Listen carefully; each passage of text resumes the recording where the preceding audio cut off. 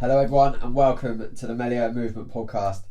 This is a podcast that brings reality, it brings real stories and it brings real people into the limelight of you watching this. I want to spread awareness that us normal people do go on these journeys and come out the other end succeeding in life. Every single guest that I have on this show has been through something in life and now is doing absolutely truly incredible things. I want to share their journey and exactly how they get there. As always, a massive shout out to Upsin Global, my sponsors for these podcasts. I really appreciate the support. Their website will be down in the description and their Instagram page. Please go and follow and give them a little message to say thank you, because then that helps us keep the project going. Big love, and as always, Melio fucking movement, baby. Melio movement, baby. Jace, welcome. Thanks for coming down, bro. Appreciate it. So guests are coming on, generally people that I know. Yeah. Or people that I've got in touch. We met underground gym. We did, mate. A couple of years ago. You were probably one of the first persons I met, actually. When you got to Brighton. I think so. Yeah. I think he was. 100%. To me, he was a character. Yeah. Probably didn't really click or see eye to eye straight away. No, we didn't really know. We did a little bit. And then a few bits happened. Yeah. And then, but now I've said this to a few people that know. I've watched you. Yeah. From when you got here, I would class you as riff-raff, to now, like, you do inspire me in what you've done, what you've been through, especially from a business point of view. But not only that, the fact of your will to help other people, which obviously means a lot for what I'm trying to do, from what I'm trying to create. So I didn't think there'd be any other better guests really from Brighton with their background of their story. That for this podcast to me means so much, because I don't want really well-known people coming on here. I want sort of people that have been through shit that you will walk past in the street, of course, and you can know that you can come out the other end and create something special of your life, and that's exactly what you've done. So with all my guests, I just want them to go back to how they was as a child. I say to all my guests, I was a lost kid, didn't really know who I was, tried to fit in, and that sculpted me into being someone I wasn't. Then I had to grow out of that. So just back to sort of where you grew up and how you was as a kid at school. So I was a Croydon boy, the rough and ready, born in a council estate. Mum, I don't think she had that much money and stuff. But we rocked on. Mum done alright, and we was in school. We was doing alright. Well, I was just a normal kid. I think I got arrested when I was about 13, nicking golf balls off 30. Anyone knows it, Selsdon Park Hotel, just robbing golf balls, and I think we got arrested and we got took back. So that was the first time I was involved in the police. But it was only petty. My life wasn't crime. I wasn't robbing. Anything else. It was just I was just with my mates, just up to no good. And I think that's really where my life ended up. Really, just being a kid. Too much energy, and it just ended up causing problems. And I didn't think it was really too much of a problem, but when you're bricking people's windows and robbing cars and stuff like that, I suppose you just start getting the hump. Mum meeting some new guy, and they moved us up to near Cambridge, somewhere up there, and it was in the tiniest little village, nothing going on. I'm a ball of energy. And that's when it all started kicking off, really. It was just petty crime. But there, when no one's doing any crime, you stand out like a sore thumb. But I still don't think I always knew right from wrong. My life I've always known right from wrong. But you just, you're in the wrong circles. You've got too much energy, and in a small place like that, you're going to make a name for yourself pretty quick. So how long did you stay in that place for? Till I moved out when I was 17. I moved out. Mum's when I was 17. I moved out, when we moved to where we was. I was 13. We moved out when I was 17. I wanted to get out there pretty quick. I met a girl, and I got over towards like the Essex, Cambridge area. And we was over there for a bit, and then it was good. Life was alright for a bit. Life was alright. I was working in a nightclub. I was surrounded in more people, which was fine. It was more to do, so I wasn't really getting any trouble until it all went horribly wrong, mate. And sort of talk us through how it went horribly wrong and how that lead up to it. So I wouldn't say I was an aggressive, but I don't say vodka, mate, was the danger. And I used to drink vodka, and it used to send me completely west. I don't know what it was, and I was never involved in any drugs at the time. I didn't do any drugs till quite late in life, and I was 17 years old, or 18 years old, and my mate was going out with my mates, and I was drinking vodka, and I was just go red, mate. Anything. I'd hear someone mutter something under their breath, and I'd go and just punch their head in. Really? Yeah, and bad. People wouldn't even be aimed at me. Yeah. I wouldn't even know. I didn't care. Which is, I heard someone say, something, and I'd clock him. I'd never be one to show off in front of my mates either. It'd be, I'd clock it, I'd drink more and more vodka, and I'd go find him on my own. Go knock him out in the corner of a club somewhere, and then come back as nothing happened. And my mates were going, God, look what's going on over there. I'm like, yeah, mate, mad. I don't know what's going on. Yeah. So what do you think? Do you think it was just a vodka, or do you think that sort of stemmed down from anything? I don't know. Maybe it did. I never really thought about that. Maybe it did stem down from the way I was brought up. My dad never being there. Okay. Me and my brother used to bully me as a kid. Yeah. He used to batter me black and blue. My brother did. My dad used to have a word of him. Yeah. But maybe, I don't know. I never really thought about that, to be honest with you. Yeah. So normally when it comes down to sort of people do, because no one really develops into just being that type of person. No, of course, yeah. Do you know what I mean? So that could have an effect on it. So you was causing dramas, you was causing troubles. Yeah. Talk us through sort of the ages of, I guess, 17, 18 is when it does really escalate. Yeah, to about 20. I was just going at nightclubs, drinking vodka all the time, just beating people up left, right, and centre. My mates, the boys I was hanging around with, they weren't fighting. They used to say to me every time I pick up that vodka bottle, they'd be like, "What are you doing? Stop!" Yeah. I wasn't an alcoholic. I was just aggressive on it. Yeah. I'll be alright. A few more fights happened, and then I ended up going to this house party and drinking vodka again. And that very day that we was in my mate's bedroom, I remember it, and we was all drinking vodka. And they went, "Jace, don't do it. Drink something else." Nah, I'll be alright. Went to this house party, mate. Went to this garden, had a fight with this kid, and ended up with a 5-year prison sentence. Fucking hell. Now you're talking. Yeah. Now you're in trouble. And what age was that? I think the fight was when I was about 19, but I think time I got to prison, with all the court cases and everything else. And I remember it was snowing quite bad at the time, and all the trials were put off, and it was a bit of a delay. I think I went to prison just before my 21st birthday. Fuck. Yeah. You should be in your absolute prime. Prime, mate. Yeah. You should be probably trying to find a career and all that stuff then.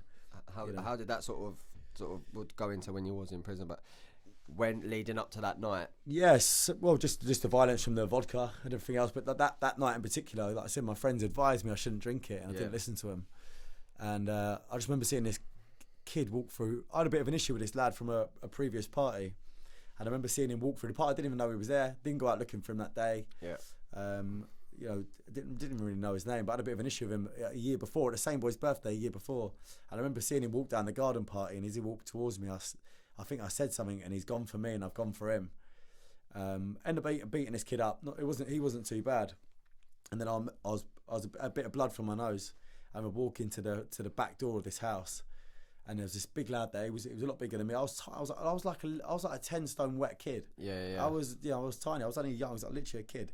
And I remember this lad having a rucksack on his back, and I said to him, "Like, I need to get in there." And he said, "You're not coming in." And I said, "Mate, I need to get in there. Get me some tissue. And he wouldn't get it. And me just being me, I just pulled his rucksack. So I pulled him aggressively that way. Followed it through with a punch, mate. I didn't know I broke his jaw at the time, but he hit the floor, banged his head, broke his jaw on the impact. On the impact of the punch. And the boy. Well, I thought I'd fucking killed him, if I'm being honest. Fuck. Yeah, but I just didn't care. Like, I was up. Next thing I know, the dad was coming out, the son was coming out, and I was dangerous, mate. I look at it now, but I just think, how could I be so dangerous being so small and so... Yeah. But it's obviously just a ball of anger. And it was just and I suppose you have nothing to lose at that age either. No, you just don't care. I think you're untouchable until you obviously do get that knock at the door, and you do get that fucking court. Well, I didn't get that knock on the door for nearly 4 weeks.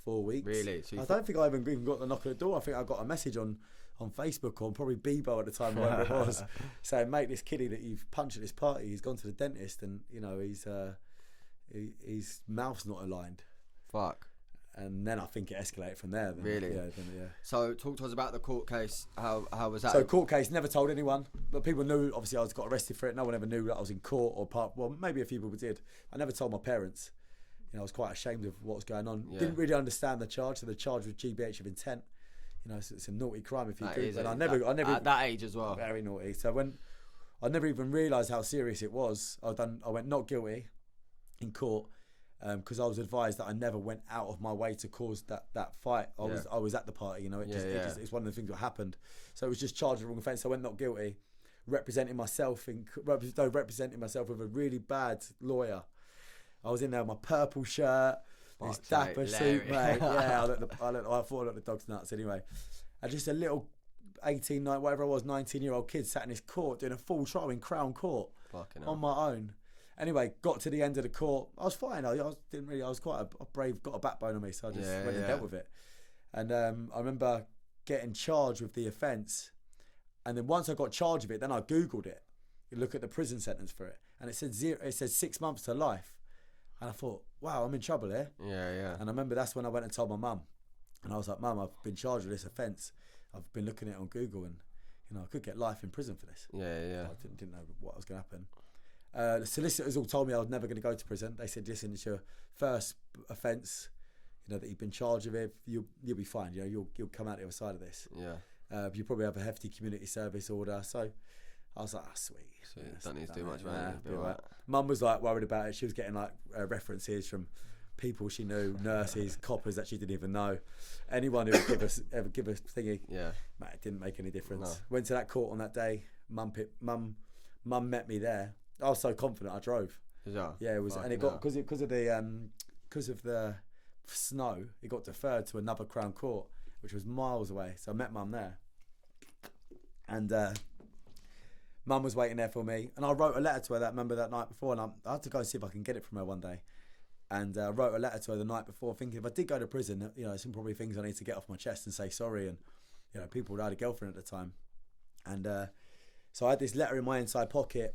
And I remember me and Mum waiting in the courtroom, and the solicitor turned up, who was completely different to the solicitor I had all through my trial. Yeah, just proves how bad they were. She called me into this room, and I said, "What are we expecting today?" And she was like, "You're going to get 5 years in prison today." And I was like, "Fuck, you what?" I was like, she was like, "You're going to get 5 years." And I was like, "Oh, right." And as that, ding dong ding, can Mr. Frost please come to court number 4? No way. Yeah. And you literally, you've rocked up, and that was it. And you thought, no, I'm going to be sweet. So I walked past Mum, and Mum was like, "Right, what's going on?" I said, "Mum, I don't think it's best you come in there." She said, "I'm going to go to prison." And I didn't give her the letter. I probably didn't even think about it. Anyway, I was in that dock, wasn't in there long, obviously it's just sentencing. Yeah. Behind this big screen, got 2 security officers either side of me. And that's when you know you're going down, when the security's in Yeah, there, and I remember it was been a solid glass sheet as well. There wasn't the gaps in the window or nothing. I remember getting given these headphones because I couldn't really hear her. And I don't think I really wanted to hear what the judge was saying, to be honest. Yeah. I've got these headphones in, and she was talking, and I didn't even hear what they said. I had these headphones in, what blocked out everything else. Didn't even hear nothing. Yeah. So to prove that, I just wanted to shut it out. Fucking and I remember they were just putting the cuffs on me, and I went to them. What did they say? And they said, "You're going to prison." And then I didn't even ask anything else till I got downstairs. I was crying now, and I was like, they were like, "Jason, you got 5 years." And I was like, "You what?" I said, "I got 5 years." And I was counting in my head. I can't remember. I think I was like 20, 21. I was like 20, 21, 22, 23. I was like, I'm gonna get out when I'm 25. Fuck. And obviously I didn't even know about I didn't know nothing about prison. I didn't know about the halfway and all this stuff. I knew I got told after over 4.5 years you don't get tag, or 4 years you don't get tag. So I was, I was doing 2.5 years. That was fact. And oh mate, that was it. I was off. So talk to me about when they put the cuffs on you, being in a prison van.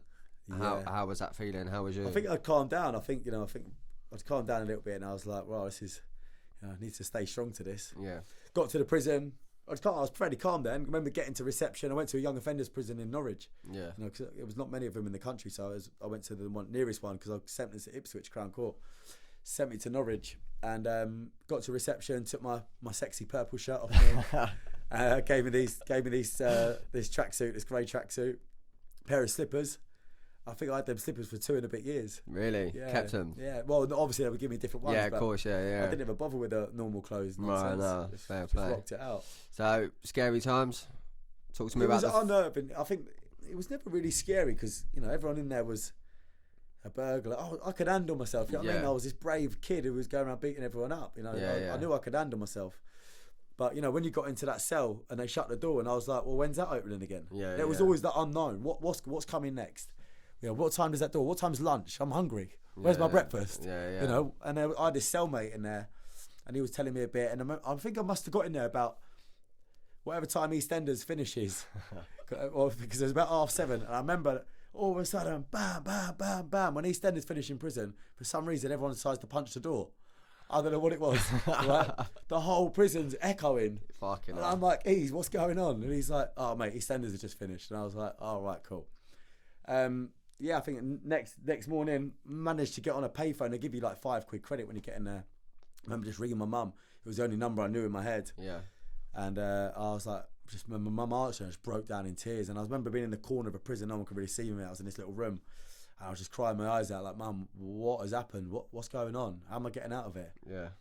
And then that's it, really. That was the phone cut off, mate. And Fucking you hell. couldn't get credit for about another 2 weeks. Jesus. And that was it. How was your 2.5 years in there? Because I take it that must have developed. That must have been a turning point in your life to. Yeah. Well, I just rocked it out, mate. I wouldn't say it was hard. It was boring. You know, when you come from having a good life, a bit of fun, you're going out with the boys. You know, it wasn't like I was a scum. Well, depends how you want to look at it. But I wasn't a scumbag who you know was just drinking on the streets. I was having fun with my mates, and I had a life to look forward to. 100%. And I come from a good family. You know what I mean? I've kept my family. You know, they've done well for themselves in the end, and they're all right. So I had a lot to lose. On paper, you wouldn't say you were the normal prisoner. No, I wasn't, and the prison officers respected me for that. You know, I'm polite. You know, I've got manners. Yeah, you know, if I lose my head, I lose my head. But I always kept polite in there. You're not getting out the four walls. Nah. So I just kept polite. And then I remember just being on that exercise yard, and I was always trying to think, how am I going to get out of here? You know, what's the quickest route out of here? You know, you start thinking about, can you chisel your head or all that Shawshank Redemption. Yeah, you do, man. Honestly, you got too much time in your hands. So I started doing the education thing, and I used my head, and they were like, oh, how educated are you? I was like, very educated. And they've done me a test, and I passed this test with flying colours, and I wasn't even educated. I just passed it. So next thing I know, I didn't need to do education. And then they were like, do these other tests, and you know, this anger management course they wanted to put me on. So when I went to the anger management assessment test, I'm not going to go in there going, oh yeah, I want to beat everyone up. I was like, oh mate, I'm just this innocent little kid, and you know, I just hit this guy. And next thing I wasn't eligible for that. You know, I'm beating the system. Yeah. In my head, that was my game: beat the system and get out of here as quick as you can. I remember being on the exercise yard one day, and there was this kid out there, and he'd just come back from an open prison. Remember, I didn't even know nothing about prison. Yeah. And this geezer was telling me about this open prison where he'd been to, where he was allowed to see his family, and he was allowed to go to work, and he was allowed to do this, that, and the other. And I was like, and he had a mobile phone, and I was like, mate, come here. How do I get there? And he was like, oh, you can't get there, mate. You've got too long of a sentence. And I was like, in my head, I was like, I'm getting to get there. That's what I'm going to do. And he told me a bit, I caught a bit of information, like he got a reception orderly's job. And, you know, if you get a reception orderly's job, you're definitely going to get to an open prison at some point. Mate, I was back off that exercise yard after about 20 laps. I was back in there, I was filling forms in, applying for this reception orderly job. And about 2 weeks later, I got it. Mate, it was the best job in the prison you could get. And the reason I got it is because I was the most normal kid in there. Yeah. I had manners, I was polite, and I was a long-term serving prisoner. They didn't want, it was a job that they wanted people to be, they want to know who's in there. Yeah. And they didn't want people who were on short sentences, passing phones and stuff through. So they gave me the job. Next thing I was in there, mate, I had my own bath. I was getting magazines brought to me. You know, I was out myself from early morning till late at night. Yeah. And I had routine in my life, and mate, I was sweet. I think that was a massive help. Yeah, 100%. Because that's what I'm always about. That I'm always listening to what people are saying, even if it's not directly at me. I'm always listening. My ears are always perked up. I'm like a meerkat. So obviously the night before would have been exciting. Tell me about the news when you was going to the open prison or when you was getting out. Yeah, so I remember it was my birthday. There's prison service. The prison is a very slow place. Nothing moves fast. Yeah. Apart from mobile phones and drugs and everything else, that moves quick around there. But so in terms of anything coming, like forms and stuff and governors signing things, mate, it can take months, it can take weeks, and it's a proper head fuck. Like, you know. So I remember it getting to the point, and they're telling me like, you can go, like you're eligible to go. We're going to get you there, because I used to see all the governors come into reception because they used to sign the prisoners in, or when prisoners got released, they had to governors. So I used to see all the top dogs in it all the time. So you start making cups of tea and stuff for them, mate, and you're being polite, and you're starting to get in with them, and they were like, Jason, we're going to get you there. We just need to bite your time. And then they told me that I was one form away from going, and it was probation holding it up. So I rang my probation officer because I had this phone, well, the prison phone in there, and I could call my probation officer on it, and I was ringing her. And I was like, listen, I said, this one form that I need is coming from you, because she said I can go. I said, it just needs to be signed and faxed. she was like, Jason, I keep faxing it to them, but nothing's happening. So I was like, I was on the phone. I was like, right, if I get you a number, can you fax it to the prison officer? He said he'll do it, and I managed to sort it out myself. Fucking hell. So this prison officer got it for me. He got it faxed. He got it faxed to him. He then took it to the governor, got it signed. It was the 18th of October, whatever year it was, 2009 or whatever, 2010.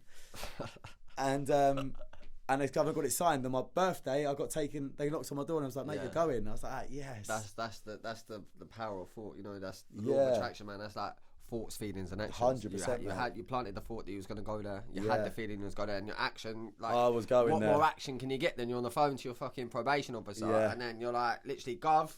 Yeah, that's come through. Go and get it signed. I'm going. I want that. I knew that was the place I needed to go because I had a long time. Yeah, I couldn't spend all that time in there. No way. So the open prison. Yeah, got to open prison, and because I was there before I should have been there, didn't allow me to go out and stuff. But mate, I was there. You was allowed to get a 3210. You wasn't allowed anything with a camera. So I had this like Nokia 3210. I was allowed to call people. You had to hand it in at night time. Yeah, sick. I could have the visits could be as long as you wanted. I remember my mum and everyone come and see me the first time, and I left my hair quite long in there, and I was and I remember this guy in the open nick, and I said, "Oh mate, can you cut my hair? Because my parents and my missus are coming tomorrow." And he messed it up, and he accidentally the thing come off it, and he gave me a skinhead. Oh fuck! Oh mate, my mum and dad come up, and I had this bald edge. I look like an absolute criminal. Oh. And it was the first time I never used to see him that much because there was nothing to talk about. Yeah, I never used to want him to come out. It's probably more disheartening. Yeah, it was seeing them come in if you was to see him come in every couple of weeks, and you have that small conversation, and it's more probably frustrating, and you probably do just want to get on. I think she used to worry about me as well, but I was completely fine in there. I had a routine, I was life, but when Mum used to come in, she used to worry about me because, well, she never used to say it to me when I was there, but she called the prison one time, and she was like, "I'm really worried about Jason's mental health. I think he's sad and he's depressed." But there was nothing to talk about. So when your mum and dad come in, what do you talk about? Yeah, there was nothing going on. Yeah. So Mum was like, "Well, he doesn't talk. He doesn't say much." But there was nothing to say. Yeah, I was fine. Yeah. I remember the prison officer coming to find me. He said, "Listen, I've had your mum on the phone today. They're worried about you." I'm just chilling in the bath. I'm chilling in the bathroom reception. I said, "Gov, life could be better to be honest." You know what I mean? While you're in there. While I'm in there, yeah. So I made the best out of it. Amazing. So open prison. Got to open prison, was fine. And then they started this new program, and it was called ROTL. It was like released on temporary license. And because I was this good, nice kid to everyone, they were like, "We want you to be one of the first ones to do it. So we're going to get you a job on the outside on this certain scheme." Because most of the jobs before were within the prison service. So you worked on the outside of the prison, but for the prison, the food stores, all this stuff. So we want you to be the first person to go and work on get a job. And we've got this perfect job for you lined up at this shopping centre, and you're going to be earning a salary. I think I was on like 20 grand a year. Fucking hell. And I didn't pay any rent. I didn't eat food. Mate, I was on a winner. Yeah. So I went to this job interview. The woman there loved me. The general manager for the shopping centre. She's like, "He's the perfect candidate." I was in a shirt and tie, trousers, and off to work every day. Sick. Mate, it was like a normal life. I just stayed in an Airbnb. If anything, it kept you was in trouble, but it kept you out of more trouble. Yeah. I had to be in by a certain time, so you got released from whatever time in the morning and you had to spend 1 day a week in the prison. Yeah. So whatever day that was, Sunday. But I was just go to work, mate. Yeah. I said, great life. No one knew who I was. Yeah. I was just to rock around, just working and all that. Then word got out a little bit. Word did start getting about that I was a prisoner and everything else, and people did judge us a little bit, especially the security team in the shopping centre. They didn't like us. Yeah. Because then once I'd done it, more and more people started coming, and they started having like waste people there, and they started having people in the office, and I went into the office, and I was the general manager's right hand man. Really? And everyone hated it. Yeah. These people have been there 10, 15, 20 years. It just goes to show personality gets you along further. And I think she just wanted to see me do well. That was all. I don't think she just had the heart of gold. And just but that's probably well. what you needed as well, was just someone to reach out and do good at that. So you had that. Was there any remorse for what you done or how you was? Did you? Listen, I feel sorry for the kid that I hit. I feel sorry for. Actually, I feel very sorry for him. But I shouldn't have been charged with the charge I got charged with. Yeah. There's people running people over and getting charged, people, maliciously going out of their way to. That's what I got charged with, maliciously going out of my way. Left my house that day to go beat the kid up. To this day, I don't even know the kid's name. Yeah. I don't know who he is. I was just a drunken dick at a party. Got bad luck. And got bad luck, and it escalated from there. So, but that just comes down to a bad legal team and everything else. Yeah, and of course.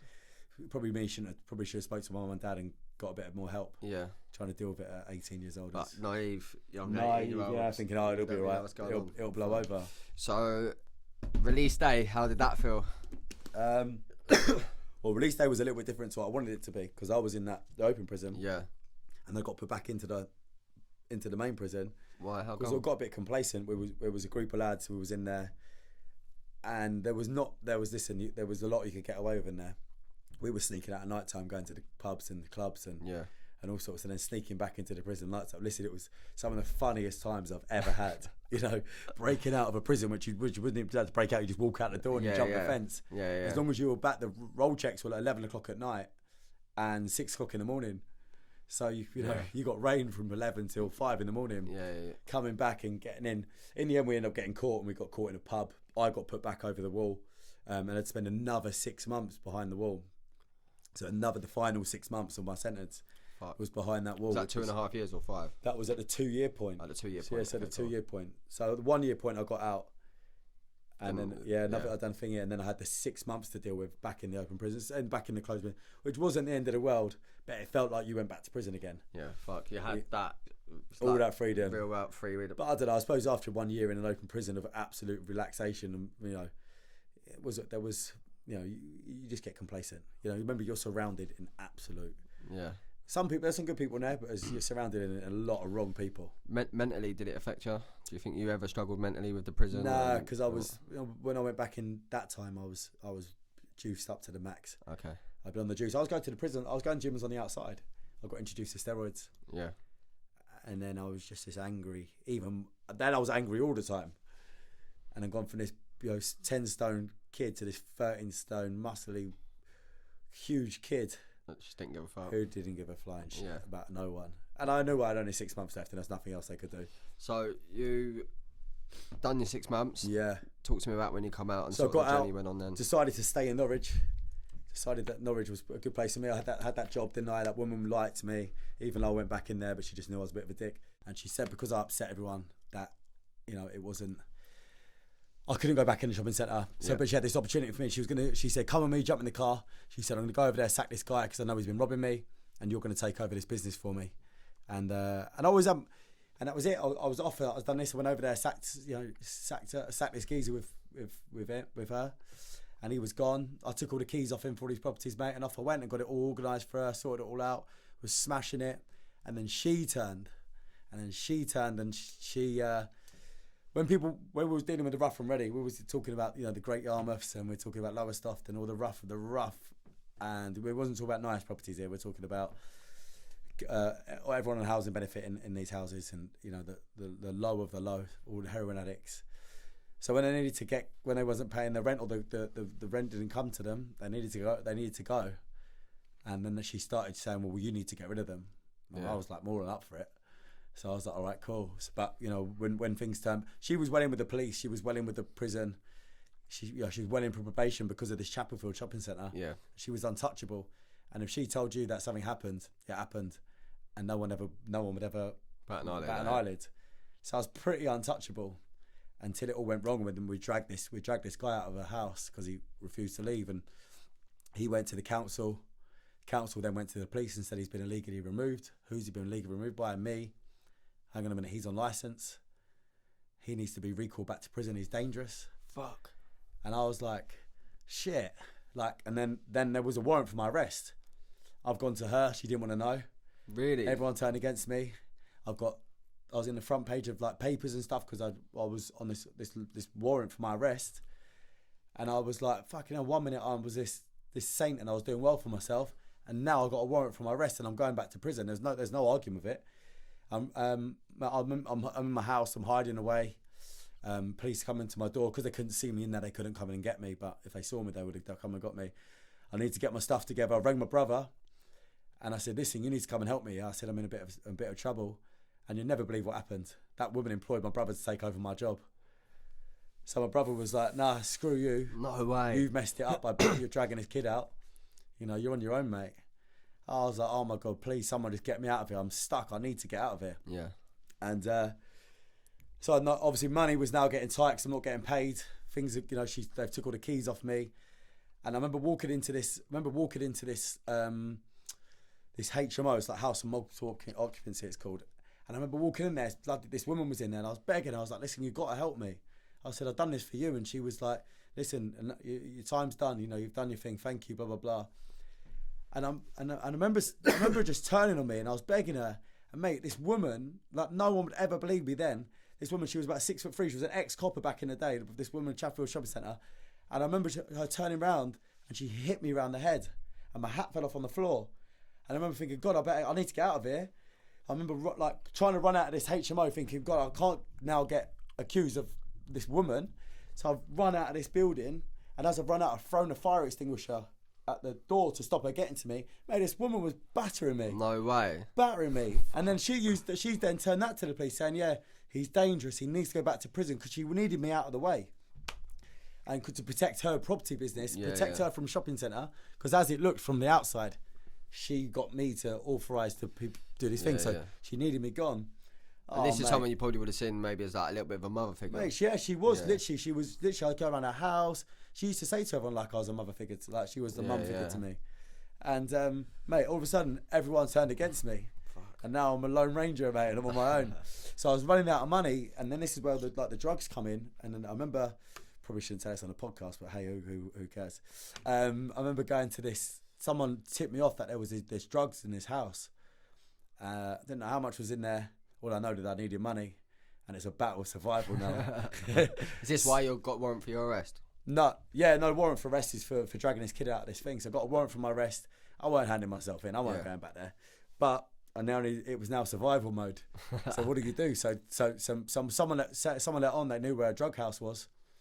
I staked it out for weeks, and I was on there. Remember, I'm still wanted. I've got a motorbike. I've got a helmet on. I'm all right. I'm cruising around. And I remember finding this girl let onto me what one it was, but she didn't know exactly what one. I finally found out what one it was. Maybe 3 weeks on, I managed to get into this house, got in there, and I found this briefcase, and it had loads of white powder in it. And I really never even knew nothing about drugs at the time. This was the first time I'd really got involved with it. And I remember finding this massive load of white powder. And that was it, man. I was back out that window. I remember getting stuck I remember climbing out the window. I got stuck halfway through it. And I couldn't get back out. And it was like 3 floors up as well. And I remember getting back to mine. I didn't really know what to do with it either. I didn't know what to do with it. And I didn't know what it was. So that was it, mate. Cracked it in. Had a go on it. Fucking hell. And that was on, mate. And then I just used that money from that to sell it to people. There was a kilo of drugs in there, mate. Really? Yeah, a lot of money. Fucking hell. So I remember having that amount of drugs. Obviously, I didn't want to tell too many people I had it, but I was surviving on that. I was selling tickets. Yeah. So I was making 50 quid here, 50 quid there. I was selling the ounces from it. You know, I was making a grand here, a grand there, which was nice. It was keeping me ticking over. I was paying for. The thing is, it's all profit. Yeah, it was all profit. Yeah, I didn't have to pay no one. Yeah. So I was on a winner. I had a good 30 grand there to make, and so I was laughing. So I was got a hire car, packed all my stuff under the cover of darkness.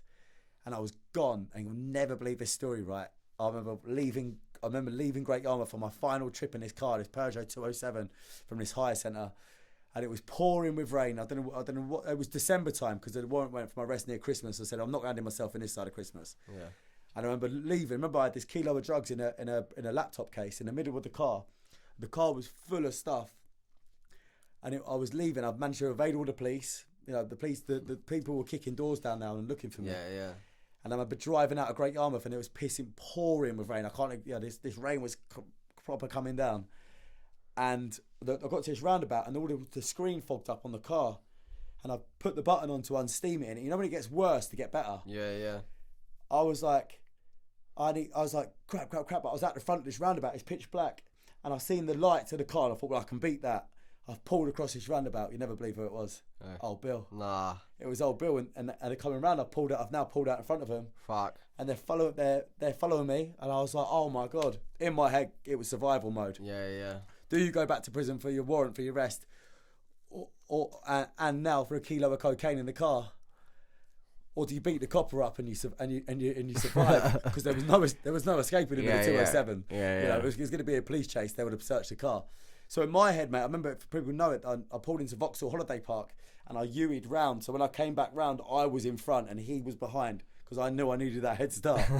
And in my head, I was going to get out, I was going to beat him up, I was going to cuff him up, and then I was going to get away. Fucking hell. Anyway, he's come over to the car. It was pouring with rain, and I've undone a window, and he's gone, first things first, mate, your seatbelt.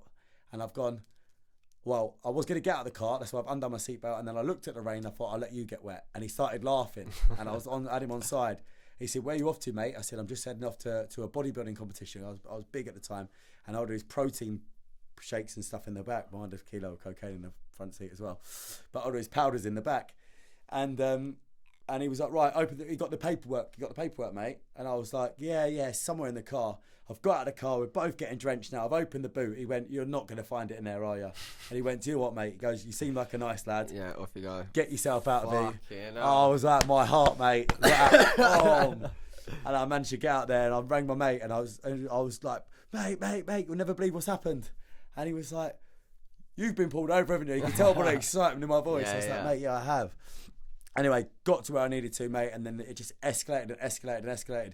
I think I'd come out from prison, not many people knowing about me, but because of the newspapers and the Crime Watch and the Heart Radio, Kiss FM, plugging my name every half an hour on the news for quite a few days, if anyone didn't know me, they knew me then. Yeah. And now, because they never said what I was wanted for, it was stay away from him, he's a dangerous man.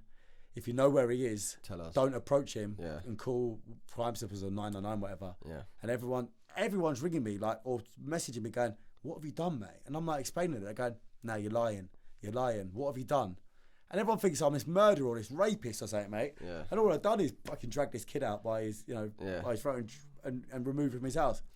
So my career then in crime just escalated. I got this kilo of cocaine. I'm going to make money out of it. I'm going to survive, and everyone knows him now as a criminal. Everyone. That was it. I was off. Live up to that name. I'm going to live up to it. Yeah. And no one would come near me. And I just got involved with this gang back at home, and we were flying. Yeah. Yeah. Then I got caught. I didn't get caught. I had to hand myself in, but that wasn't after they went through about 10 people's doors. And all the rest of the crap that went with it. Because I guess that's not fair on the other people just getting harassed all the time. People were getting their doors kicked down. I didn't even know who I was talking to. I was probably chatting up a bird on Facebook, and then a few days later, a door was going through, and she was like, "What are you doing? Who are you? And what are you doing?" Yeah, fucking hell. And then it was just escalating. In the end, I think 7th of January, whatever year it was, I handed myself in and done the last 6 months again. So I'd done 3 years in total. Fucking hell. Of the 6 months I've had left on my licence. Jesus, how did that make you feel going back? Oh, man. that was 10 steps backwards. Yeah. Was getting into there again that night, was you just like, what the fuck? Because knew what was coming now. When you was going with this story, I was thinking, fucking hell, he turned his life around while he was in jail, and then obviously that's just escalated tenfold. Jail may be worse. Yeah. Jail may be the worst I'd ever could have been. Do you think the ego takes a hit, and then when you're known as that person, you sort of just every day... I think if that didn't happen, I didn't get recalled back, maybe I wouldn't have been the person I turned out to be. Yeah. But once everyone knew I was a criminal from, because I was not sure where I was all over the radio everywhere. Yeah. And then I remember hiding in this house in Cape. It was costing me a fortune to live in these hotels. And at Christmas come, and not many people want you in a hotel at Christmas and B&Bs. So I remember finding this room in Cambridge, and it was it come up on Gumtree for like 3 weeks over Christmas while the student was away who were living in their house, for them to stay there. And I remember turning up, mate, that was huge. And there was these two Italian couple, Italian couple, and they were tiny. They were like 4'5", like 4'3", mate, both of them. And there's big old me. Why they ever accepted me to live in their house? Yeah. And I just gave them the 300 quid, 400 quid, where it was to stay there for the 3 weeks. And it was not all out in the papers and stuff yet. And I remember I met this girl on a night out. And I told her, she said, she tried to take my number. I said, listen, I'm not in a position to talk in a minute. And I sat there and opened up to her and told her, and she was really helpful. She was like, I'm going to help you, I'm going to support you, you can hide at mine and all this thing. And I was like, fucking thank God for this. Anyway, she said to me, get out of here because you're watching over your back all the time. Come with me. She was a lorry driver, believe it or not, right? She was quite fit as well, right? Believe it or not, she was a lorry driver, and she was quite fit. She listens to this. One day she'll probably thank me for that, but she was on TV and everything for it. Anyway, right. So she said, right, come out in the lorry for me for the day to get away, so you could just relax and not watch over your back. And then when we're in that lorry, her mum's rang her and said, listen, you need to turn on the radio. Jason's on there, and they're talking about it. And I'm like, oh my God. I've heard it come on there, mate. Then next thing, the phone's ringing and ping, ping, ping. My mum, my mates, and everything else. And then we got another phone call from my other mate. He said, listen, you've got a bigger problem than this, mate. You're now front page of the paper in the local area. And I was thinking, oh, that's all right. And then I was like, shit, the drugs I had are in the house that I'm now renting in Cambridge, hiding in a little room. They don't know about me. They're going to in a minute. If they don't listen to the radio, which I doubt they will, they're now going to get this free newspaper going through the front of their door with my picture on the front of it. Yeah. I said, Laurie, her name was Laurie, you got to turn this lorry round. Believe it or not. You got to turn this lorry round and you got to get me back. So we raced back. And we were going back there. She picked up a Dash Ranger and we raced to Cambridge. We got in the house. I was expecting old Bill to be jumping out of everywhere. I thought I'm in a lot of trouble here. Anyway, got in the house and they were there. And they were like, you all right? I was like, yeah, you. And I was getting my stuff. That girl said, I can come and stay at hers. You need to come and hide at mine now. And I walked in there, and I swear on my life, mate, they got this newspaper, and they stood in the kitchen like this, and they went, the police are coming. You need to be quick. Fucking hell. I don't think they did call the police, but I think it was like their way of saying, get out my house. Yeah, fair play. They had their money. They had the money that I had paid. They was going to give it back to me. I said, listen, keep it. I got my stuff out there, mate, and I was gone, and that was it. I hid in that bird's house for weeks, maybe a month, and then handed myself in. Yeah. Ended up getting a relationship with this lorry bird for about 3 weeks. You can imagine the mess. Prison life. Yeah, I'm getting the right mess here. So the last 6 months in jail. Last 6 months just rocked it out. Knew what's come. I was a thug. Didn't really give a shit. Yeah. Was it a wake up call, or what was you like when you got out? Just carried on selling drugs and carried on going. I still had some of that. I still had some drugs to sell when I got out. So that was my way of. No one was ever going to employ me now. Yeah. You know, I'm the biggest thug going. Everyone just thinks I'm this criminal. So I hid it in the back of a motorbike, and I hid the motorbike up at this girl's house, and she never knew it was in there. When I got out, went and got it and carried on. That was it. Back to it. Yeah, back to it, mate. And obviously this time I could go out and explore more and start getting in with people. When that ran out, then obviously I got more, and that was it, mate. I was off. So after that, you've had your life of crime in Cambridge after you come out of jail. Yeah, sold drugs. Yeah. What then? Sold drugs for 8 years. About 8 years. I was on probation for 8 years. I was constantly fighting. I never got put back in prison. I'm surprised by that. But they never put me back in prison. Surely that would be a fear, no? Like, if come out, just I'm not on licence anymore. Remember, I've just done my licence. Right, so now it's, you're not as risk. But I wasn't fighting all the time, but I was fighting a lot. Yeah. Well, you had a name for yourself. Yeah, I had a name for myself. And that's what it come down to be honest with you. I was beating all these kids up. Wow, I'm not even the best fighter in the world, to be honest with you.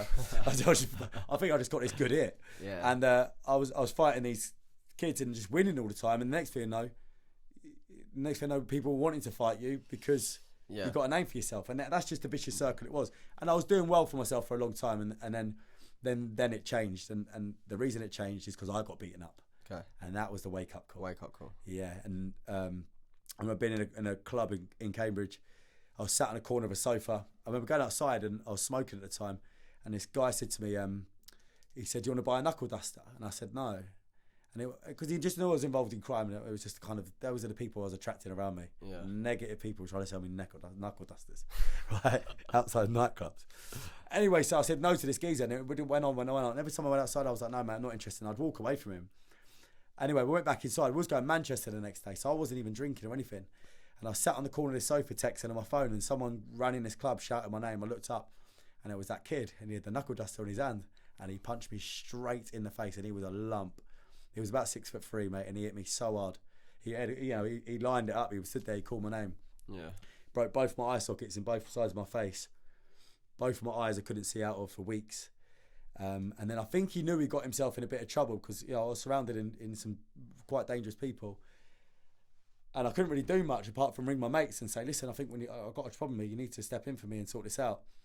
And so that guy then went to his mates. The reason I'd done this is because he was slagging you off. And I didn't even know his mates. Yeah. Now I've got this big gang after me who's saying the reason he smashed me up is because, mate, and it just went in this vicious gang war.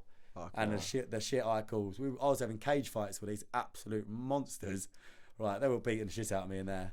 And yeah, I was going into tennis courts and having fights with people, mate. What the fuck? When I look back at it now, I think I was mad. Yeah. I wouldn't do it now. No way.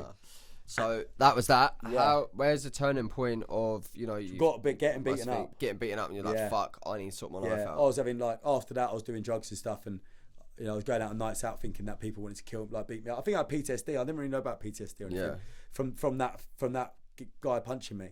Every time I was going out, I was thinking everyone wanted to beat me up. I thought everyone was talking about me. Obviously the paranoia yeah. and the anxiety and that kicks in. Paranoia, and then I obviously carried on selling drugs. Then I got a bird and I fell in love with this girl, and I sold even more drugs to fund our lifestyle. Yeah. So things were tenfolded, but I was flying. It was fine. I was in a safe environment.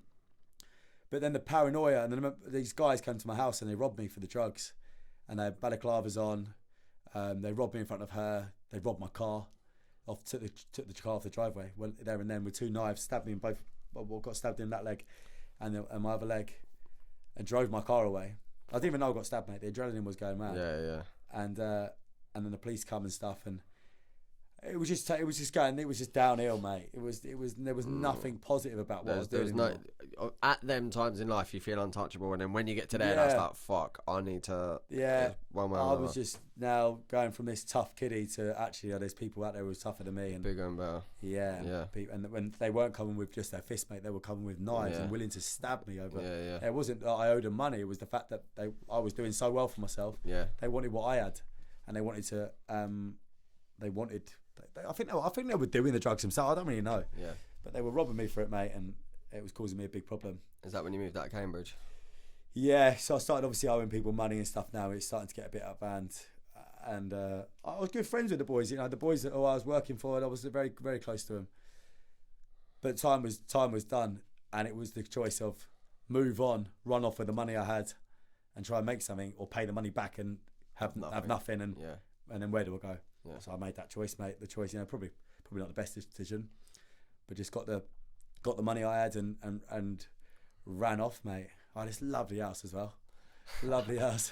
So where did you run to? Where did I run to? From there, I went to Marbella. Where bloody all places to go. I went to Spain. I went to Madrid. Yeah. And I went to Madrid. This is when I had mental health, and I didn't really know about. No one really spoke about it then, I don't think. And I was really suffering. I really wanted to kill myself. And I remember being in Madrid, and I think the first time I really knew that I wanted to kill myself is that I brought the girl that I loved over there, and I said, "Listen, I'll pay for you to come over here, and we'll try and make a life for ourselves." Because we got on all right, but it was just the drugs and the paranoia and the psychotic moments I was having in the UK. And she came over, and we was in this club together. I see this guy texting on her phone from back home. I didn't like him, and she was like, "Right, I'm leaving," and she left me, and I was then in Madrid and no one. I was walking the streets. I remember just walking along crying, and I remember looking up at this car park and thinking, I just need to go and jump off the top of it. That was it. I just need to go and jump. Fuck. And then I just collapsed. I must have just become so weak. I just collapsed to the floor. And I remember pulling myself into this car park where I went underground. And I remember pulling myself onto the ramp down there and just cried my eyes out, thinking, I need to go and find someone to help me, because every night I'm going to go and jump off that car park. Yeah. I remember ringing my cousin in Marbella, who didn't know anything about what I was going through. And I was like, "Can I come to Marbella?" And he was like, "Yeah, come down and we'll try and get you a job and stuff." And I was like, "Right." And there was this bullet train. I didn't even know there was a bullet train from Madrid to Marbella. And I got the bullet train and I was in Marbella within a day. And then I ended up surrounding myself in all these party people, and I was, I was getting back up again. But unfortunately, they were still involved in a bit of drugs and stuff. But I come off the steroids and stuff then, and I found myself in a better mindset and a better headspace. Yeah. Got myself in a bit of trouble in Marbella with drugs and stuff again. And then it was like, right, enough is enough now. This is the last choice. I can't go back to where I was living. I've now burnt all my bridges in Marbella. I now have to, when I go back to the UK, wherever I go, it has to be the chance to sort my life out. And I went to go work at South Lodge Hotel, offered me a job as a fitness manager. So I went to South Lodge Hotel. And how did that go? Did you like? Yeah, mate, I smashed it, and I thought, finally in my life now I've got some stability. I couldn't post it on social media because every Tom, Dick and Harry wanted to kill me out there. Yeah. I'd, a lot of jealous people who, I've upset a lot of people in my time who never wanted to see me do well. How dare this boy go and achieve what he's going to go and achieve, and we're not going to allow that to happen. So I had to keep it off social media for a while, in the end, I thought, do you know what? I think people will let it go now. And I started putting where I was working on social media. And South Lodge called me into the office and said, listen, we're getting people ringing up here saying that they're like the weirdest things, mate. Private detectives, that you're a drug dealer and you're selling drugs still, and we need to be careful with you, and they're investigating you. They didn't tell me about this until after they called the police, because their private detective who called them said I was a wanted man and I was a dangerous person and selling drugs. So obviously South Lodge rang the police and said, listen, we've got this dangerous man here who's selling drugs and is wanted. And they were like, oh, we don't know nothing about him. Yeah. So they called me in the office and had a chat with me and said, listen, we think this hoax person, whoever it is calling up, causing a problem. What's the truth behind all this? And I opened up and told them, and they accepted it. They took it on the chin, and they said, all right, we'll let you stay. We'll work with this, and we'll let you stay. And it didn't last long. Nah, it didn't last long. Little things that you would have been doing would have wound them up. Yeah, and it wasn't even that. It was more phone calls, people getting wind of it. Word was getting out around the thing. They just spent 12 million quid on this brand new spa. Yeah. Spent 12 million quid, and now the members who are paying £200, £300 a month, whatever it is, are now finding out that the person who's training them is a ex-drug dealer, ex-convict. Oh, fucking hell. He's got a lot of enemies out there, and they wanted me gone. And I knew straight away when they walked me into the office the second time on that long walk it was to the HR office that I was going. And I went in there with the attitude was, listen, if you want me to go, I'll go. Yeah. And I went. And that was it. I was stuck in Horsham. But now nowhere to go again. Mate, my life has literally been top, bottom. There was never any middle ground. No. So I'm back at the bottom again. I remember sitting outside South Lodge in my car, and I remember thinking, right, do I go right to Essex and go and live the life back in Cambridge and Essex where I was causing a lot of problems, where I'm never going to get accepted and it's probably not going to end very well? Or do I go left to Brighton or that way and try and make a new life for myself? Yeah. And that's what I did, mate. That was the split decision. Fucking hell. Just pull you back a little bit. Yeah. There's a time of, I know about you in Dubai. Yeah. Talk me through how the fuck you ended up there. God, mate. So I went to Dubai, and I was suffering mental health, and I was from back home, and my friend's dad, a good friend of mine in India, her dad, Derek Thompson, was he's a racing commentator on Channel 4. People probably know who he is. And he knew I was struggling. He knew the struggles I was going through, and he knew I was a good lad.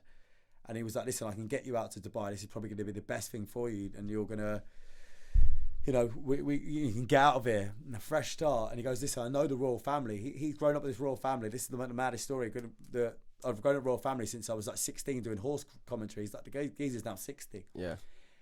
And when people start saying that, you think, all right, mate, whatever. Because obviously all you've ever probably been around is false promises. Yeah, but every promise false promises, I went with him most of the time, because I always wanted to be the better person. Bit of hope. Bit of hope. That's all I was looking for, hope. And I'm not going to lie, a few times I went to the races with him, it was a bit of false hope. I thought, oh my God. And then he took me to York race course with him, he and his daughter. And he said, right, we're going to go meet the royal family now. And I was like, all right, seems a bit long-winded this, but we'll go with it. Anyway, walked me up these stairs, right, and there was all this security. And he'd never seen anything like it, right? There was all this security outside with all umbrellas. And he told me that there was they carry umbrellas because there's something in the umbrella, but we'll go with that, I don't know. Right? When your dad tells you there's the ejector seat in the car. Right. Anyway, so we've got in this room, and all these people just moved out the way from him, and the doors have opened, and he's walked me in. And they've walked me in there. There's all these people, I didn't know any of them who they were. There was like some of the princes and some of the whoever they were big entourages in there. Yeah. And none of them had a conversation in them. It was like talking to a wall. And Derek's come around and gone, hi, this is Jason. He's a personal, really hinting to him. Anyway, we've gone out from that room. Nothing really come of it. And we got out to the paddock stand outside. And the entourage and everyone else who were there, remember, I don't know who any of them are, who the prince is, who any one of them are. And a man come up to me and he said, listen, he goes, I need a personal trainer in Dubai. And he gave me his business card. And I just put the business card in my pocket, going, no idea who he is. And no idea who he is. And he's gone to India, because India was like his daughter, like my friend. And he goes, India, I remember you when you were like, 6 years old. Look how tall you are. She's like 6'3" now. Yeah. She's like, oh, look how tall you are, blah, blah, blah. Anyway, that was it. Got in the car on the way home. And he said, and Derek went to me, because Derek was still working, so he's still doing his commentary around the race course. And he said, how'd you get on today? Did you get any business cards? I went, yeah, I got one actually. I pulled out my pocket and I've gone, here, it's this geezer. He was driving. I said, it was this geezer in. He said, you winded me up? I said, no. He said, he gave me his business card. And he goes, yeah, he did. He goes, and then she was like, oh, Dad, who's he? And he went, Jason, he's the equivalent of the Prime Minister of Dubai. And I was like, oh right, he's not. They don't call it the Prime Minister, but he's the Yeah, equivalent yeah. of the Prime Minister. He's the guy who runs everything. And I was like, all right, sweet. And that was it, mate. I got he's a PA, messaged a PA. They flew me out to Dubai. This took months, and finally got me out to Dubai. Put me in his hotel, gave me £1,000 in spending money. He come and met me the first day and just said hello. He said he'll come and see me tomorrow, and then never heard from him again. And that was it. Never heard nothing from him. And then what I found out is that someone died. So someone died in the family, and they all went into mourning. Fuck. And that was it, mate. And your opportunity was just gone. And So the then opportunity was gone. Yeah. Again, that's just. So I did stay out in Dubai and started doing a bit of PT for a few people, and it just wasn't working out for me. Mate, that hope of just giving £1,000 and then all of a sudden, I mean, that's just the universe just sending so many. Yeah. So many I don't know if they ever found something out about me or they did go into mourning, but apparently someone did did die. That, it was all over the mainstream media. So Dubai, then it was to Brighton. Yeah, it was the Horsham. Then it was the Horsham. Yeah. Then it was the choice between that and come to Brighton. Yeah. What a fucking story. Yeah. Mental. I knew a bit of a background, but not into that sense of it. A lot of negatives. So many, all negatives, I think. All negatives. Yeah. There's not many positives. But you're probably just this lad that has got good art there, but just a fucking. I'm just chasing the dream. I knew I wanted to do something with my life, and I couldn't go home. So I remember you getting to Brighton. I see you in the gym, clocked eye contact, and I'll just go. It must have been the first time I come here. Yeah, it was. I was probably one of the first people that you come into contact with. And then you just have took Brighton by storm. I know, mate. I mean, there's mental. I remember, to be fair, he was a bit of a rascal when he got here. He rang me once and said, "You know this, lad, this has happened." And I just said, "All right, Jay, keep your head down for a bit. No worries." And then. Well, I was scaffolding when I first came. That was it. Yeah. You were scaffolding for a bit. Yeah, that's what I think. I met you when I was scaffolding. Yeah. And then you've absolutely got a whole brand behind you now. It started with the Brighton body coach you come in with. Talk to us. Sort of that's your passion and your focus now. So I started doing the PT and then I started doing the boot camps first. That was it. I started doing the boot camps, and I started thinking, right, I don't have any money to pay rent to get in the gyms and stuff. So what can I do outside? And I had a bit of kit. I like kit because I'd done a boot camps before. So I knew that there was money in it, group training, and I could do it outside. And I thought, right, this underground gym that I'm hearing a lot about, this is what I'm hearing a lot about. If I teamed up with them and done something with them, and I could probably make his boot camp a huge success, Yeah. I knew a bit about it. So I remember getting a meeting. I managed to get a meeting with the owners of it. And he believed in me, and they said, go on, let's do it. So we teamed up and we done that, and it just didn't go quite to plan, really. But it done all right for me. It just didn't. They was never happy. Got your name out there. Yeah, it did get my name out there, but they wasn't happy with a certain few things with business side of things. Anyway, I don't want to go into that too much. Yeah, and then I was like, right, come on then. I'm gonna stop doing the boot. Well, I started doing the boot camp, and then I was like, right, I'll start doing some 1-to-1s on the side. So I was doing the 1-to-1s on the side, and I think it was that. I think I don't know what really made the name was probably that Emma, the 28 stone lady. Yeah. When she come on board and I started working with her, she was probably one of the first ones I started working with. And I remember seeing my mate Tim from back home, and the reason I got him wanting to do boot camps is because he was doing boot camps, and I was going to run off to Bali, and I wasn't going to do any of this. I was going to go to Bali and run off with all the drug money, and I was going to go and live the life in Bali until it ran out and then see what happened. Yeah. And I said to him, listen, I need to come to your boot camp to get fit, and I was living with him. I was hiding at his for a bit. I said, I need to come to boot camp for a bit to get fit. I couldn't go to local gyms near my house because I would have just probably been shot or killed or something. So I was going to his boot camps on the DL. And when I went there at 6 a.m, there was like 60 odd people there. And I said to him, how much money are you making? I was a good friend of him. He was like 20 grand a month. And I was like, 20 grand a month? And all you do is go to work for 45 minutes times 3. He was doing 9 sessions a week. I think that's right, 9 sessions a week. And he was making 45 sessions times 9, whatever the maths is on that. And he was making 20 grand a month. He had 3 houses. He had a nice car. And I was like, I could do this. So that was in my head. I was like, one day I'm going to have my own boot camp and I'm going to do it. So that's why the boot camp thing came about. So I started doing that. Started doing PTs in the thing. And when I saw Tim was like my bit of my inspiration, really. Yeah. I used to watch him, and he was holding up the boards of his clients. So every time they lost a bit of weight, he was putting it on the board and he was using them as advertisement. And that's what I started doing. And then it just absolutely just started doing it. And I started getting a few. And then I think I started getting 10 clients. And I started getting a bit of money now. And, I could probably afford to pay my rent again and start paying my car. Yeah. Dan Barlow helped me out because at one point, my Mercedes I had, the first one, I owed 1,300 quid on it, and the geezer come and put a clamp on it. He said you pay 1,300 quid today. I remember that. Yeah. He said put 1,300 quid, pay £1,300 today, or Santander are taking your car back. And if I didn't have my car, I couldn't get to work. Yeah, fuck. I was a proper negative, and I was like, Dan Barlow helped me, sorted me out. Thank God, mate. Praise that kid. And so I started doing personal, started making a bit of money, and I made it affordable. Really, the only reason I did make it affordable was never for the fact of I could have charged more. It was the fact that I needed money. Yeah. So if I could get, I have always wondered this. Yeah. So if I could get 150 quid to me was 150 quid, 160 quid. Yeah. And if you've got to work 15 hours, you've got to do it. I've got to work 15 hours. I've got to work 15 hours. If I've got to do it, I've got to do it. Yeah. And then it just worked. And then everyone seemed to buy onto it. Like 160 quid for personal training sessions wasn't the end of the world. And then I thought, well, if I could just start getting them on direct debits and I could start locking them in that way, 160 quid a pop. I'm working 16-hour days, but I made a shit ton of money. Yeah. And it got you on your feet. And it got me on my feet. But you have built. It's not. I know for you, like. Yeah. I mean, from anyone, from a business point of view, it is about having a good living and a good money. Yeah. But you do have a very, very good following of people that buy into you as a person. Yeah, so I do think that everything that you've been through and then false hopes and then getting your hopes up and then getting knocked down, like now you do have people that are just like, no, Jason, we are here for you now. Yeah, of course. And the reason why is because I do things like this and I talk about it. Yeah. I don't hide from it no more. No. I couldn't even have a girlfriend before and put her on social media because she would get 25 messages from fake accounts or whoever saying he's a very dangerous person, you need to stay away from him. Yeah. They'll never go into detail. All of a sudden the bird would think I was a rapist or a murderer or a killer or someone else. But then when they're getting told 10 stories, Of another course. one added to the mix, they're not even going to think it's bullshit. Yeah, of course. And no one knew me. So it's actually, to be honest with you, I could sit here and tell you what I wanted and everyone believed me. It could be a pack of lies. So it's all, for people coming in from the outside, digging and stirring the custard, it never helped the situation. So that's just the mental story. But you said about the struggles with like the mental health side of things and that. Did you ever go, because obviously you just said that you had the mental health struggles, then you went straight to Marbella. Have you ever been to sort of counselling, therapy or anything? I went to Narcotics Anonymous because I was doing a lot of cocaine at the time.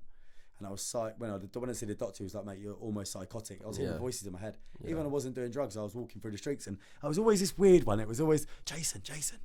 There he is. Look at him. Fuck. That's all over here. That was those few things. Fuck. And I used to chase shadows and things through the woods and chase people for miles and, never went anyone. It was just shadows, mate, to be honest with you. Yeah. It was just, I remember kicking a guy's head in a bush, which actually just turned out to be the bush, and it was never actually the head. Mental. Mad, so just the power of thought, and I guess to you, structure, because you are literally, we were saying before you come on here, if you have a night out, I'm alive, you're at 5, you'll be up and you'll be in with your clients at 7 o'clock. Do you think structure and just the motivation with business? Something having to being accountable, isn't it? Being accountable that I have to go to work on Monday morning. If I don't rock up to work on Monday morning at 6 a.m, and I've got 15 people standing outside my gym door, they ain't going to be happy. No. And they ain't going to be there, and they ain't going to talk highly of me. Yeah. They're going to tell their mates, and they ain't going to come. That's it, yeah. So it's just a knock-on effect now. Yeah. So I know I have to go to work, and I love going to work. I don't even feel like I go to work. No, that's amazing. It's a good industry to be in, especially helping people and talking and even my job, even not even as a PT, people confine me and we talk about things, and I do try and use my life story to help people and go in the right direction. I think a lot of people do look up to me now. Yeah, mate, I can say. I mean, as I said, when you first come to Brighton, I did have my opinion, and I did stand by that. We didn't really see eye to eye, but as I do say now, and I do stick by it, especially after this story. It is very. You have inspired me watching you get. I remember when you said to me, you messaged me about what you was going to do. I was like, bro, go for it. Just believe in yourself. The opportunities are going to come, and to see you have got that gym now, and so and it's such a short time as well. Yeah. When I was doing the PT and I was getting the money and flying through it, my aim was to get 50 clients in that first year, and we ended up with 350 people. That 350 people in 1 year. I had 4 staff work for me. In 1 year. Yeah, that's how quick it grew. Yeah. And then unfortunately that COVID hit, and then it was rock bottom. But do you know what? But that's thing is, everything that's happened to you, don't get me wrong, you've been a rascal, but it's out of your control. Yeah. Everything has been out of your control. Finally, when I'm on the flying streak of these people, this pandemic hits, and I'm like, rah. But I didn't even get down about it. You know what I mean? I was you're still on the lawns at whatever. I went and used my initiative and clocked on. And then the lawns made my name even bigger than what it. You know, I got my name out there, and then the lawns made my name even bigger than it was because I thought outside the box. I had a bit of money behind me, and then I used my initiative of what's going to come next. I took a risk, and you know, next thing I know, I signed up 77 people in 2 weeks on Hove Lawns, paying me a couple of $100 a month. You know, Amazing. Again, smashed it. Good. So I ask every person that comes on, Melior means for the pursuit of the better in life. Moving forward now, what do you want to put out to the world to pursue the better? I know you're doing stuff helping a lot of people. Talk to us through now. I want you to spray a lot of positive energy on who Jason is now. I'm the most positive person now. I don't ever get down. Let anyone ever get me down. And I don't surround myself with negative people. I moved away from that. I blocked all the people on Facebook. If I aspire to be someone on Instagram for the right reason, because I think they're doing well in their life, not because of the way they look, the way they feel, then I unfollow that person. And going forward now, it's all about driving my business forward, making a life for myself. I don't want to work every day. You know, I wanted my life really for me is getting your life back, mate. Getting my life back and enjoying life. You know, I want to go traveling. I want to go and do all the things that I haven't been able to do in my 20s and 20s. Probably why I'm a bit of a live. Why I want to go out and enjoy life so much, because I'm still a 21-year-old kid when I go out because I never got to do it. But yeah, just going forward, just surround myself in positive people. I'm doing stuff at the prison now. We're coming up when the COVID thing passes a bit, where I'll go in there and tell my story, because my gym qualification came from prison. Okay. So now it's like we can go into prison and say, listen, mate, if you go and do this, then you can achieve what I've achieved. And try and give guidance and help to people. And hopefully in the next coming months, maybe next year, we can go and open another gym and maybe open another one. I aim to do one a year, I reckon. Amazing. And then just keep rocking forward, mate. What a journey you've been on, mate. What a fucking journey. I knew it'd come on and be a bit of a madness. Larry's definitely fucking shocked.